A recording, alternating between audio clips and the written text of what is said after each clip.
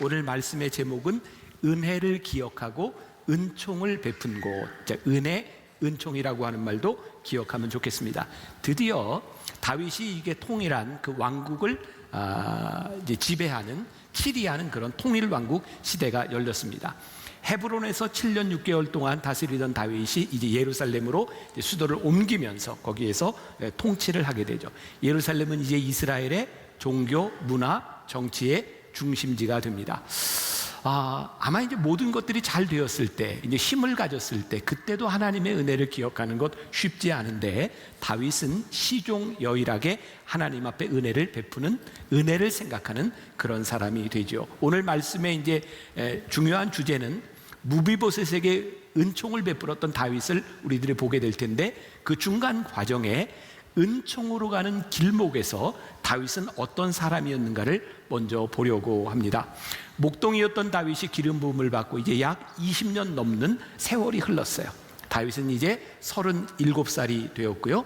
이제 주변 나라에서 침략받는 그런 이스라엘에서 주변 나라를 다스리는 강대국이 됩니다. 사무엘하 5장 10장에서 이렇게 기록하고 있습니다. 만군의 하나님 여호와께서 함께 계시니 다윗이 점점 강성하여 지니라. 그런데 이 상황 가운데서 다윗은 이런 믿음의 고백을 하고 있어요. 저는 굉장히 중요한 부분이라고 생각하는데, 사무엘하 5장 12절, 다윗이 여호와께서 자기를 세우사 이스라엘 왕으로 삼으신 것과 그의 백성 이스라엘을 위하여 그 나라를 높이신 것을 알았더라. 저는 이게 굉장히 중요한 부분이라고 생각하는데, 다윗이 내가 잘나서 싸워서 이제 통일 왕국을 세운 것이 아니라 하나님이 나를 왕으로 삼으시고 이스라엘 나라를 세우신 것을 다윗이 알았다. 그러니까 다윗은 그의 인생의 전성기를 시작하면서 이것이 하나님의 은혜였다. 어쩌면 오늘 우리가 다루게 될 중요한 주제, 다윗이 은총을 베푸는 사람이 될 수 있었던 것은 그가 변함없이 하나님의 은혜를 기억하는 사람이었기 때문이죠. 그는 하나님의 은혜를 생각하기 때문에 그 은혜에 합당한 일을 합니다. 자, 이제 우리가 잘 아는 중요한 사건이 하나 나오게 됩니다. 하나님의 은혜를 아는 사람들이 하는 일은 어떤 일일까요? 조금 논리적인 비약이 있을지 모르지만 저는 이렇게 해석이 가능할 것 같아요. 다윗의 삶에서 회복된, 다윗의 삶에서 일어나는 예배에 대한 부분이었을 것이다 라는 생각을 합니다.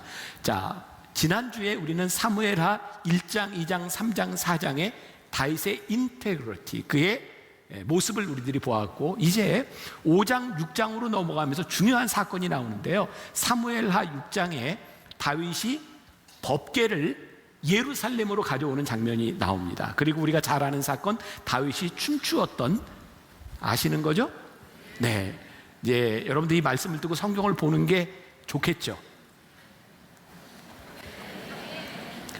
우리 아버님 살아계셨다면 이렇게 말씀하셨을 거예요. 좋은 말 할 때 들어, 이렇게. 좋은 말 할 때 보세요. 네, 제가 지금 힘드네요. 네, 자, 이제 법궤를 가져오는 장면이 나오는데, 제가 성경을 읽다 보니까 묘하게도 이 법궤를 옮기는 장면이 사무엘하 6장에 나와 있고 사무엘하 6장에 나와 있어요. 사무엘상 6장에는 어떤 장면이 나오냐면, 이스라엘 백성들이 블레셋에게 빼앗겼던 법궤를 찾아오는 장면이 나옵니다. 그런데 이렇게 법궤를 가지고 오다가 그 베세메스로 가져오는데, 거기에서 법궤를 들여다보았던 사람들이 죽죠. 무서웠습니다. 그래서 법궤를 못 가져와요. 그래서 어디에다 법궤를 놓냐면 기랏 여아림의 아비나답의 집에 법궤를 놓습니다. 그리고 오늘 다윗이 사무엘하 6장에서 법궤를 가져오는 것은 20년의 시간이 지나섭니다. 다윗이 통일 왕국을 세우고 난 이후에 그가 제일 먼저 생각했던 것이 뭐냐면 여호와의 법궤를 가져와야 되겠다는 거예요. 그래서 기랏 여아림에 있는 아비나답의 집에 가서 법궤를 가져오는데 동일한 사건이 일어납니다. 성경에 보면 나곤의 타작마당에 들어갔을 때 소가 뛰놀므로 인하여 법궤가 쓰러질라 그래요. 그래서 우사라고 하는 사람이 손을 댔는데 거기서 죽습니다. 다윗은 선한 의도를 가지고 하나님을 예배하기 위해서 법궤를 가져오려고 했는데 그것이 두려움이 됩니다. 어떻게 이런 일이 일어났는지. 그래서 법궤를 가져오지 못하고 오벳 에돔의 집에 3개월 동안 법궤를 놔두게 됩니다. 사무엘하 6장과 7장에는 3개월 동안 무슨 일이 있었는지 나오지 않습니다.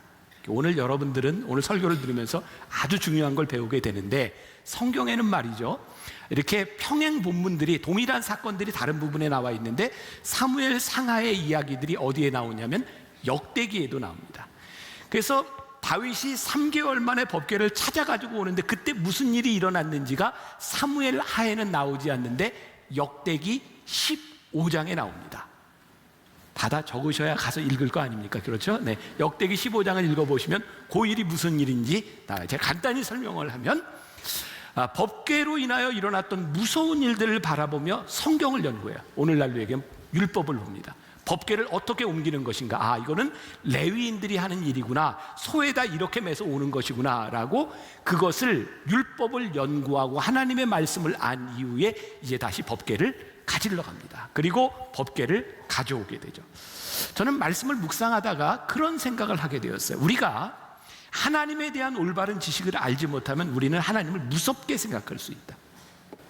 하나님이 우리들에게 베푸시는 은혜를 우리들이 받아들일 수 없는 거예요. 왜? 하나님을 알지 못하니까.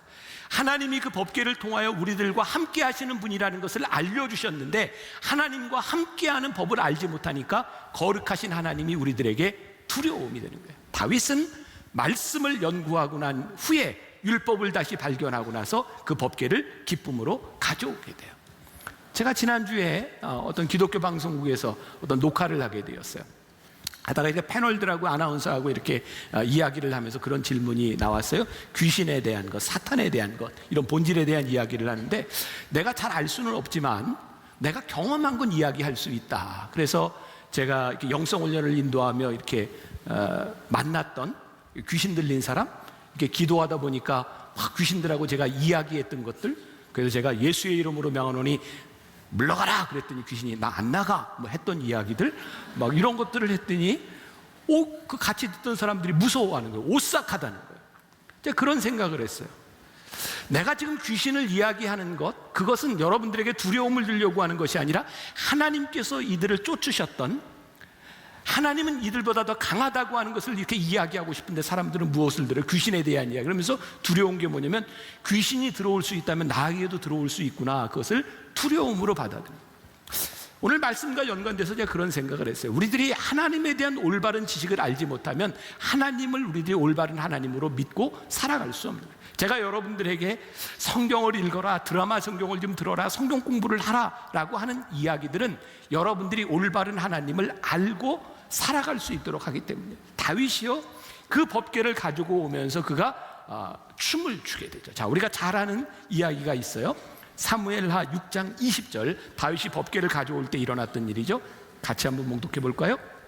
다윗이 자기의 가족에게 축복하러 돌아오매 사울의 딸 미갈이 나와서 다윗을 맞으며 이르되 이스라엘 왕이 오늘 어떻게 영화로우신지 방탕한 자가 염치 없이 자기의 몸을 드러내는 것처럼 오늘 그의 신복의 계집종의 눈앞에서 몸을 드러내셨도다 하니. 자, 다윗이 춤추며 오는데 미갈이 다윗을 디스하는 장면입니다. 왕의 신분을 가지고 이게 뭡니까? 그러거나 말거나. 다윗은 법궤를 가져온 게 너무 기뻐서 보니까 번제와 화목제물로 하나님께 감사하고 예배드렸다라고 되어 있어요.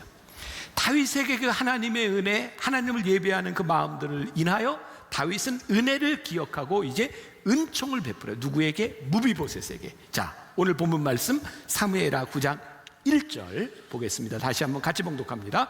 다윗이 이르되 사울의 집에 아직도 남은 사람이 있느냐? 내가 요나단으로 말미암아 그 사람에게 은총을 베풀리라 하니라. 다윗이 사람들에게 묻습니다. 사울의 자손들 중에 남은 사람이 있느냐? 사실 이게 얼마나 무서운 일이겠습니까? 고대 근동지방뿐만 아니라 우리나라에서도 왕조가 바뀌고 새로운 왕조가 세워지면 이전의 사람들을 다 죽입니다. 혈육까지도 죽여요. 왜? 화의 근원이 되기 때문이죠. 근데 다윗이 지난주의 말씀을 통해 그의 인품이 어떤 사람인지, 그는 그런 사람이 아니라는 것을 보여줬기 때문에 다윗이 사울의 혈육을 찾을 때 사람들이 대답합니다. 그 시바를 통해서 그 무비보셋이 있다고 하는 것을 이야기하게 되죠. 자, 그러면 중요한 것은 다윗이 어떤 요나단의 은혜로 인하여 무비보셋에게 사울의 혈육에게 은총을 베풀고자 했느냐라는 거예요. 자, 이 부분을 먼저 조금 생각해 보고 가죠. 자, 사무엘상 18장으로 이제 가봅니다. 자, 우리 그동안 지금 10주 넘게 지금 사무엘상을 다 봤잖아요, 그죠? 지금 아는 이야기죠. 사무엘 17장, 18장 다윗이 이제 골리앗과 싸워서 이긴 이야기가 나오고 다윗이 영웅이 되는 거예요. 그때 다윗이 영웅이 됨으로 인하여 사울 왕이 다윗을 죽이려 하죠. 자, 이제 그 이야기, 그게 이제 18장 1절부터 이제 다윗이 핍박받는 이야기가 나와요. 18장 1절을 보겠습니다. 다윗이 사울에게 말하기를 마침에 요나단의 마음이 다윗의 마음과 하나가 되어 요나단이 그를 자기 생명같이 사랑하니라. 요나단이 다윗을 사랑해요. 근데 이때부터 사울은 다윗을 죽이려고 해요. 그래서 18장부터 이제 시작되는 이 이야기를 통해 요나단은 다윗의 생명을 여러 번 구해줍니다. 그리고 사무엘상 20장에 가면 결정적으로 생명을 구해주는 이야기가 나오고요. 그때부터 다윗은 10년 동안 도망자의 생활을 하게 돼요. 그럼 사무엘상 20장에 어떤 이야기가 있냐면 초하루가 되면 사울 왕이 신하들과 함께 식사를 하는 만찬을 하는 날이 있었습니다. 다윗도 그 자리에 가야 되는데 다윗이 가지 않으려고 합니다. 왜? 사울 왕이 자기를 죽이려고 하니까. 근데 요나단은 그게 믿겨지지 않는 거예요. 왜 우리 아버지가 너를 죽이려고 하냐? 너같이 훌륭한 사람을 왜 죽이려고 하냐? 그러니까 다윗이 아니다, 너희 아버지가 나를 죽이려고 한다. 그러니까 요나단이 아버지를 설득하겠다고 이야기합니다. 근데 다윗은 무서워서 가지 않아요. 그래서 우리가 잘 알고 있는 사건인데요.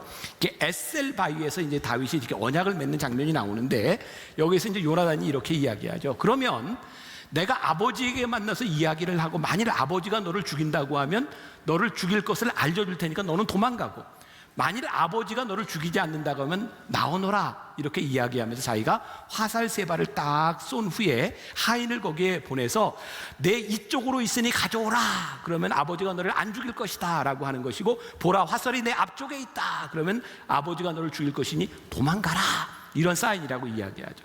결국 사울은 다윗을 죽이려고 하는 마음이 확고했고 다윗을 죽이지 말라고 하는 자기 아들 요나단도 죽이려고 합니다. 그래서 그 사인을 받고 이제 다윗은 도망가게 되는데 마지막 사무엘상 20장 42절에 그들이 맺은 언약의 이야기가 나와요. 자, 보겠습니다. 사무엘상 20장 42절. 다 같이 시작. 요나단이 다윗에게 이르되 평안히 가라. 우리 두 사람이 여호와의 이름으로 맹세하여 이르기를 여호와께서 영원히 나와 너 사이에 계시고 내 자손과 내 자손 사이에 계시리라 하였느니라 하니 다윗은 일어나 떠나고 요나단은 성읍으로 들어가니라. 지금 이제 이 이야기인 거예요. 그래서 다윗은 이제 도망가고 요나단은 다시 성읍으로 들어가는데 여기서 어떤 언약을 해요? 내 자손과 내 자손 사이에 하나님께서 영원히 계시리라, 이런 언약을 하게 되었던 거죠. 만일 요나단이 다윗을 이렇게 도우지 않았다면 아마 다윗은 지금 이 세상에 존재하지 않았을지도 몰라요. 다윗은 그때 맺었던 도망자의 생활을 시작하기 전에 맺었던 요나단과의 언약을 생각하고 그 은혜를 생각하여 내가 지금 요나단의 아들 무비보셋에게 은총을 베풀리라 라고 생각하고 있는 거예요. 근데 저는 말씀을 묵상하며 또 다른 차원을 한번 생각해 봤어요. 이 다윗에게 요나단의 은혜도 있었지만 지금까지 인도하신 하나님의 은혜가 다윗에게는 분명히 있었던 것 같아요. 그는 법궤를 찾아왔고요, 그는 춤을 추었다고 되어 있는데 법궤를 찾아왔을 때 다윗이 춤추는 장면이 사무엘하 6장 14절에 이렇게 표현이 되어 있습니다. 같이 한번 볼까요? 사무엘하 6장 14절 시작. 다윗이 여호와 앞에서 힘을 다하고 춤을 추는데 그때 다윗이 배 에봇을 입었더라. 배 에봇, 에봇 기억나시죠? 지난 몇 주 동안 이야기했어요. 다윗이 어려움을 당할 때마다 에봇을 입고 하나님께 기도해요. 에봇은 제사장이 하나님께 나가 예배하고 기도할 때 입던 옷이에요. 다윗이 법궤가 들어올 때 배 에봇을 입고 춤을 추고 뛰어놀았어요. 제사장은 하나님을 경배하기 위하여 성소 지성소로 들어갈 때 배 에봇을 입어요. 다윗이 배 에봇을 입었다고 하는 것은 무슨 의미를 가지고 있냐면 다윗은 왕이었지만 내가 하나님의 신하가 되어서 하나님의 종이 되어 하나님을 예배합니다라고 하는 것을 분명히 보여주고 있어요.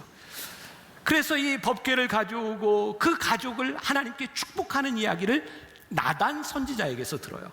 이게 이야기가 굉장히 많아서 제가 막 가는데 성경을 여러분 읽으셔야 돼요. 나단이 축복했을 때 다윗이 사무엘하 7장 18절에서 이런 고백을 해요. 이건 여러분들이 한번 기억했으면 좋겠어요. 많은 시편들이 여기에 근거해서 불려지기도 하는데 사무엘하 7장 18절 우리 같이 봅니다. 시작. 다윗 왕이 여호와 앞에 들어가 앉아서 이르되 주 여호와여 나는 누구이오며 내 집은 무엇이기에 나를 여기까지 이르게 하셨나이까. 다윗이 어떻게 얘기해요? 주 여호와여 나는 누구이며 내 집은 무엇이기에 나를 여기까지 이르게 하셨습니까?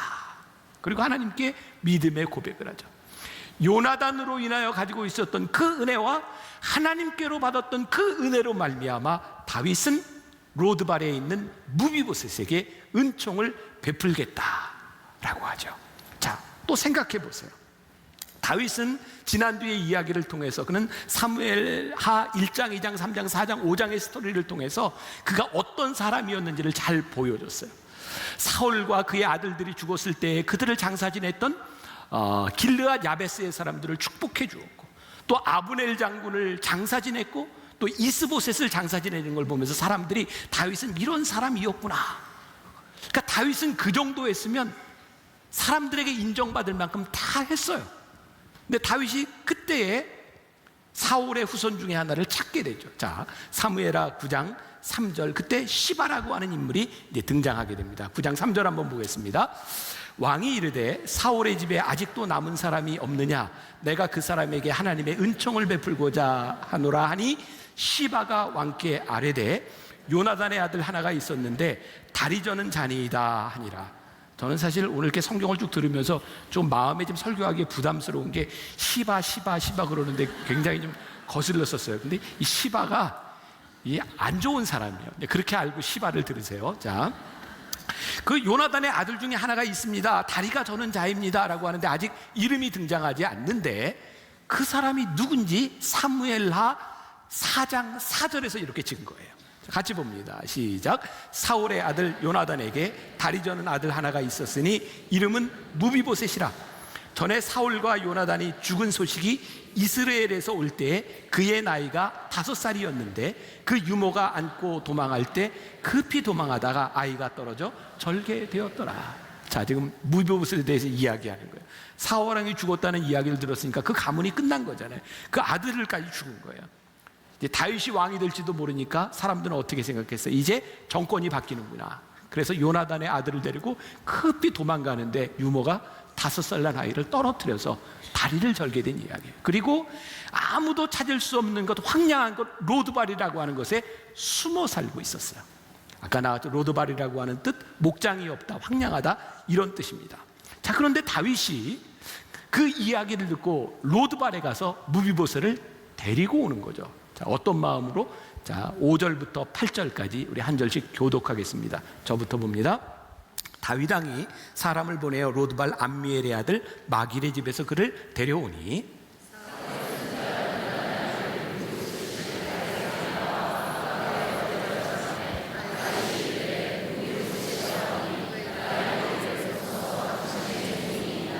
다윗이 그에게 이르되 무서워하지 말라. 내가 반드시 내 아버지 요나단으로 말미암아 내게 은총을 베풀리라. 내가 내 할아버지 사울의 모든 밭을 다 내게 도로 주겠고 또 너는 항상 내 상에서 떡을 먹을지니라 하니,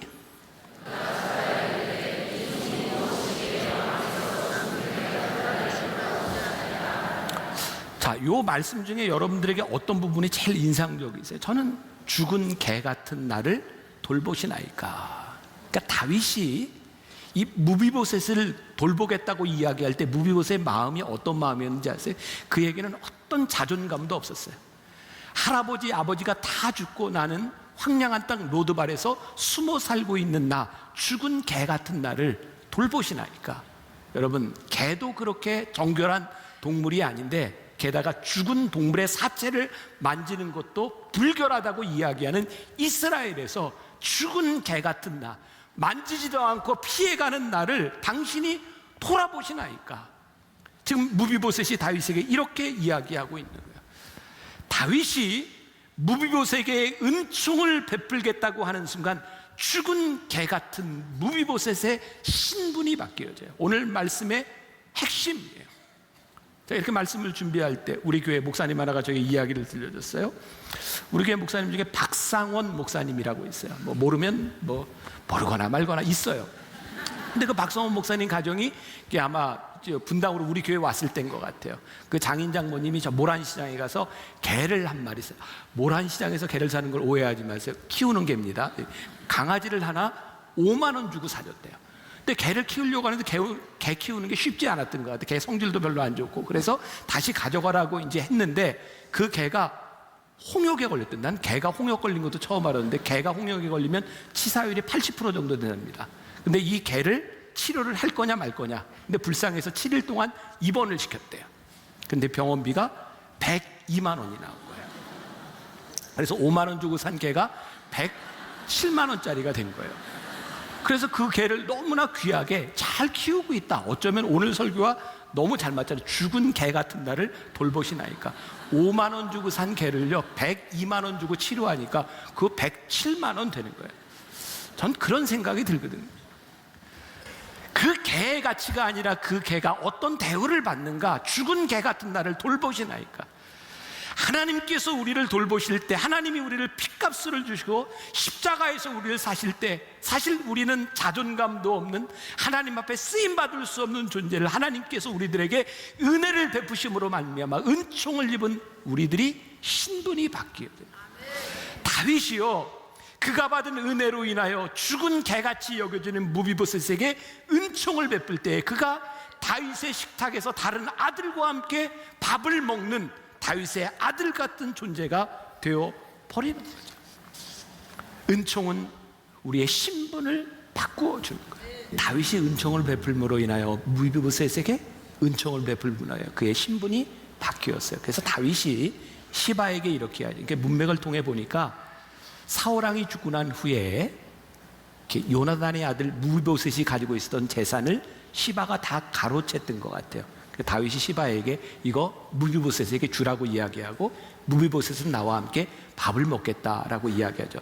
사실 시바는 사울과 요나단을 인하여 은혜를 많이 받았던 사람입니다. 근데 그가 받았던 가로챘던 재산을 다시 뺏기게 되니까 시바가 나쁜 생각을 품었던 것 같아요. 여러분들 이제 나중에 계속되는 이제 사무엘라 말씀을 읽으면 16장, 17장, 18장, 19장에 이제 어떤 이야기가 나오냐면 다윗의 아들 압살롬이 반역을 해서 다윗이 쫓겨가는 장면이 나옵니다. 다윗이 막 쫓겨서 죽음의 위협에 있을 때 시바가 다윗에게 먹을 것을 가지고 나옵니다. 그리고 다윗에게 이야기합니다. 무비보셋은 아마도, 다윗이 물어봤어요. 무비보셋이 어떻게 됐느냐 그랬더니 아마도 자기가 왕이 될 줄로 알고 아마도 무비보셋이 그런 역적 모의에 가담한 것 같습니다. 이렇게 이야기를 합니다. 그래서 다윗이 거기에서 시바에게 무비보셋의 재산을 다시 그에게 다 준다고 이야기를 하죠. 그리고 다윗이 다시 이렇게 예루살렘 궁전으로 돌아갔을 때 거기에서 무비보셋에게 묻습니다. 이거 어떻게 된 일이냐 그랬더니 무비보셋이 이렇게 대답합니다. 아마도 시바가 거짓으로 나를 모함한 것 같습니다. 나는 왕을 기다리고 있었습니다. 이렇게 이야기합니다. 그때 다윗이 이렇게 판결을 내려요. 너희 재산의 반은 시바에게, 반은 너에게 준다라고 말을 합니다. 그리고 성경은 다른 어떤 이유 상황들을 이렇게 설명하지 않습니다. 제가 말씀을 묵상하다가 이런 생각을 했습니다. 다윗은 왜 그렇게 시바와 똑같이 재산을 나누라고 했을까? 전 두 가지 개연성을 생각합니다. 하나는 진짜 무비보셋이 다윗을 배신할 수도 있었겠다. 그런데 다윗이요, 요나단에게 받은 은혜를 생각하면서 끝까지 무비보셋에게 은총을 베풀었구나, 이런 생각을 할 수 있고요. 또 하나는 시바가 거짓말을 했을 개연성이 있습니다. 그런데 다윗이 목숨에 위태로울 때 시바가 그를 도와줬던 그때를 생각하며 그때 했던 약속을 생각하며 시바의 거짓말을 알고도 그에게 은총을 베풀었을 가능성이 있겠구나. 뭔지 모르겠어요. 그런데 한 가지 분명한 것이 있습니다. 오늘 말씀의 주제가 될 텐데요, 다윗에게 있어서 정말 중요한 것은 무비보셋이든 시바든 그들이 어떤 일을 행했을지 모르지만 다윗에게 행한 원수 같은 일, 그것을 다윗은 기억한 것이 아니라 그들로 인하여 자기가 받았던 은혜를 생각하며 다윗은 은총을 베풉니다. 오늘 제가 여러분들에게 하고 싶은 이야기입니다. 누군가의 신분을 바뀌어주고 우리의 신분을 바꾼 것은 원수 같은 나를 하나님께서 그대로 여기신 것이 아니라 하나님께서 우리들에게 은혜를 베푸심으로 인하여 우리의 신분을 바꾸어 주셨듯이 오늘 우리들이 누군가에게 은총을 베푼다는 것이 결코 쉽지 않습니다. 그들이 우리들에게 잘못한 일, 그들이 우리에게 원수된 일을 생각한다면 우리는 절대로 은총을 베풀지 못합니다. 근데 다윗은 은혜를 생각하며 끝까지 은총을 베푸는 사람이었다는 거예요. 다윗이 정말 귀중한 믿음의 고백, 시편 가운데서 많이 나오는 사무엘하 7장 18절, 다윗 왕이 여호와 앞에 들어가 앉아서 이르되 주 여호와여 나는 누구이오며 내 집은 무엇이기에 나를 여기까지 이르게 하셨나이까. 그 은혜가 다윗으로 하여금 은총을 베푸는 사람이 되게 해요. 지난주 금요일에 제가 우리 교인 중에 한 분이 지금 이렇게 구치소에 가 계신 분이 있어요. 지금 여러 가지 일들로 인하여 잘잘못에 대한 문제가 아니라 구치소에서 어려운 시간을 보내고 있어요. 제가 지난 몇 주 동안 아둘람굴 다윗의 도망자 이 시간들 이렇게 설교하면서 그 권사님의 부인이 가족이 저렇게 앉아 있는데 설교하다 얼굴을 보니까 그분 생각이 나는 거예요.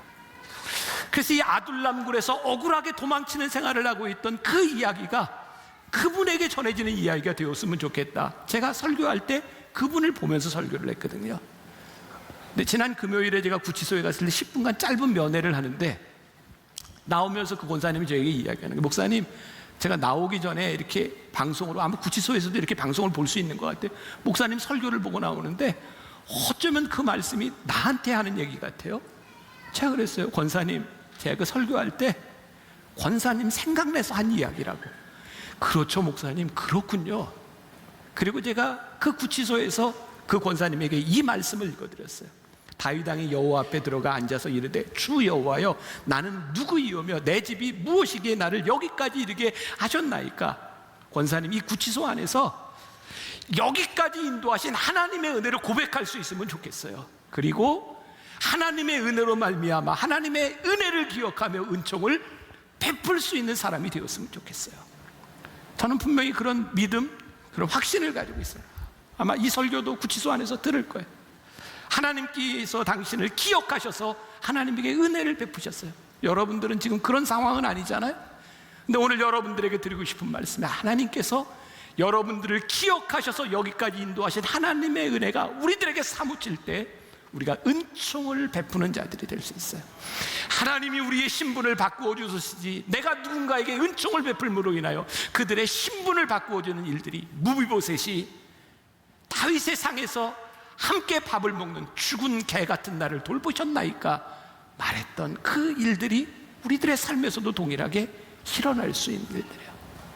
오늘 다윗, 은혜를 기억하며 은총을 베풀었던 다윗의 인생이 여러분들의 삶에서도 동일하게 고백될 수 있기를 주님의 이름으로 간절히 축원합니다.